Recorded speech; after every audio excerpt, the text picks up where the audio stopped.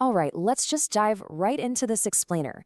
Today, we're putting on our strict bogle-head advisor hats to break down exactly what belongs in your portfolio. As an advisor heavily influenced by Warren Buffett and Jack Bogle, my entire job is to cut through the Wall Street marketing noise and evaluate every single asset with brutal, data-driven honesty. Today, we are settling the great bond ETF debate once and for all. To kick things off, we really need to anchor ourselves in the fundamental philosophies of Warren Buffett and Jack Bogle when it comes to fixed income. Bogle famously preached that bonds are your portfolio's insurance, not its growth engine. And that's absolutely crucial to remember. Everything you own in your portfolio other than stocks is just there to protect you when equities inevitably take a hit.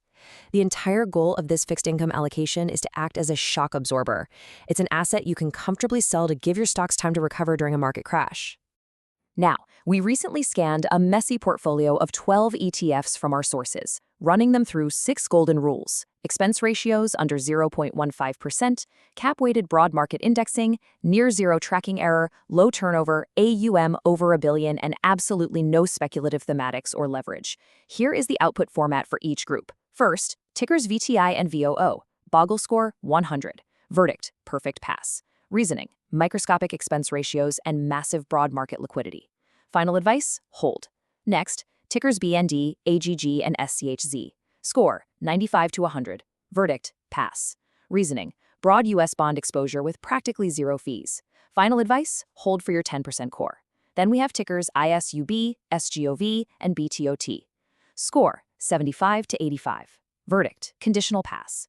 Reasoning, slightly higher fees, or they stray slightly from the total market, but still viable. Advice, hold, and monitor. But then, tickers IBIT, ETHB, BITA. Score, 0. Verdict, fail. Reasoning, crypto gambling violates Rule 6 completely. Advice, sell immediately. And finally, tickers BALI, BINC, topped. Score 10 to 20. Verdict, fail. Reasoning, expensive, actively managed yield chasing. Advice, replace with VTI or VOO. Okay, now for a bonus portfolio check. Looking at this entire collection of tickers we just analyzed, assuming you held them equally, does this portfolio align with Buffett's golden 90% U.S. stock and 10% U.S. bonds rule? Absolutely, unequivocally not. To actually align with Buffett's golden rule, you must liquidate all those failures we just talked about. You need to rebalance strictly to a 90% broad U.S. stock allocation using your VTI or VO and a 10% safe U.S. bond split using BND, AGG, or SGOV. Section 2, meet the core plus challenger.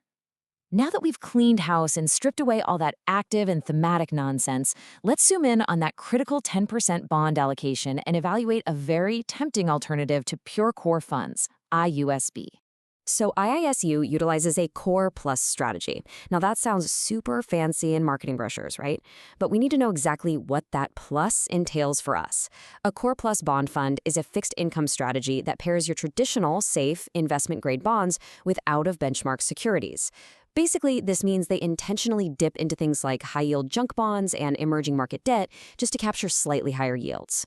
And this brings us to a clear philosophical divide between prioritizing absolute portfolio insurance versus reaching for a bit of extra yield.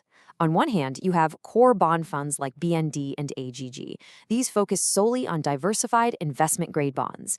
Their entire mission in life is absolute stability and safety during equity market crashes. But on the other hand, you have core plus bond funds like IUSB. These include roughly 7% below investment-grade bonds, which intentionally introduces credit risk and corporate spread volatility. All of that just to chase a slightly higher income. Just look at IUSB's massive $42.6 billion portfolio. We can see the exact breakdown here. It has an allocation of roughly 44% to government debt, 32% to corporate credit, and 21% to securitized assets like mortgage-backed securities. But here is the absolute crucial takeaway. Roughly 6.2% of this fund dips into the BB, B, and below B credit tiers. Guys, that is actual junk debt. It has real default risk, sitting right inside what is supposed to be your portfolio's ultimate safety net. All right, moving to Section 3, looking under the hood. To truly understand what you're buying, we have to look at the mechanical breakdown of how these passive bond ETFs actually operate behind the scenes. Because, as you'll see here, the complex machinery of bond indexing is fascinating. According to the Bloomberg Index methodology, these funds operate using two distinct universes. First, there's the returns, or backward universe. This is static and it's what they use for reporting performance. But then, there's the projected, or forward universe, which changes daily to reflect newly eligible bonds or bonds that have unfortunately been downgraded.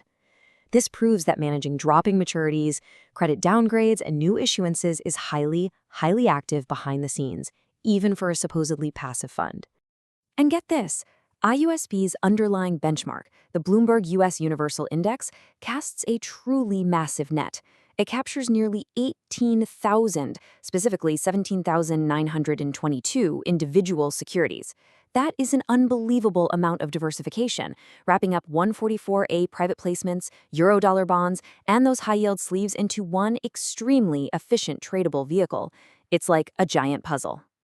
Which brings us to Section 4, the price of extra yield.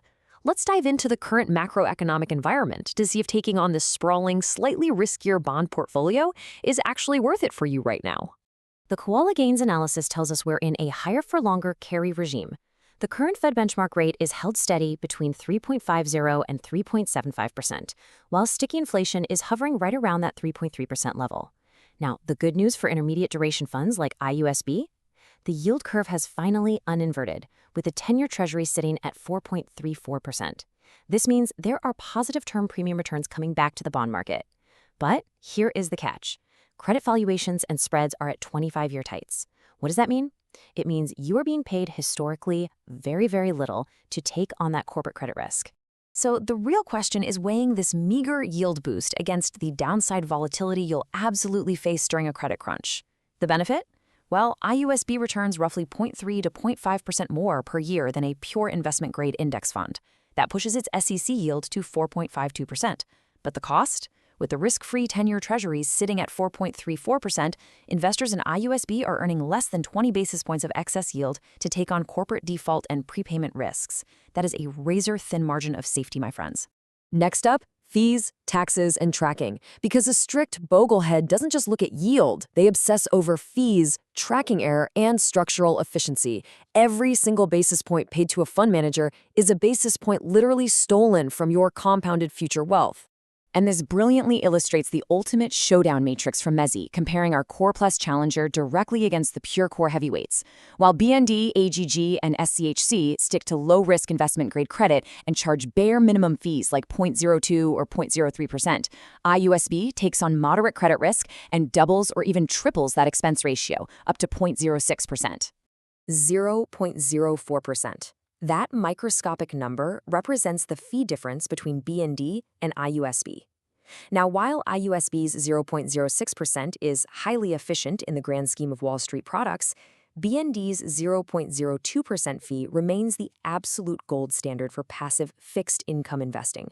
Over decades, minimizing these frictional costs is absolutely paramount. And we can see exactly how this builds over time. Remember, bonds are not immune to losing value. In 2022, as the Fed aggressively hiked rates, IUSB suffered a painful 13.01% drawdown. Its duration of roughly 5.6 years means that for every 1% rise in interest rates, the fund's price drops by about 5.6%. Now sure, it rebounded by 6.2% in 2023 and currently boasts a trailing yield of 4.23%, but that 2022 bloodbath proves that even bond funds can experience serious, painful volatility. All right, we've reached the end, the final portfolio verdict. It's time to make our final advisory ruling on where IUSB belongs in a proper 90-10 portfolio. Here are the final advisor recommendations. BND and AGG remain the undisputed kings of the 10% core safety allocation. They are practically flawless index trackers. SCZ is the perfect core alternative if you are an investor using the Schwab platform. SGOV is an excellent tool for fulfilling Buffett's specific preference for short-term Treasury cash equivalents. And IUSB, well, it's a highly efficient, perfectly executed fund and definitely a viable hold for pure income seekers. But for strict bogleheads, its inclusion of junk bonds violates the fundamental rule that bonds are for safety, not for reaching for returns. So I'm going to leave you with this as you review your own fixed income allocation today. Ask yourself this one vital question. Is reaching for an extra 0.3% yield truly worth corrupting your portfolio's ultimate safety net? If your stocks crash 40%, you want your insurance policy to be ironclad, not correlated to the very same corporate risks dragging down your equities. Stick to the golden rules, keep your costs near zero, and leave the yield chasing to the gamblers.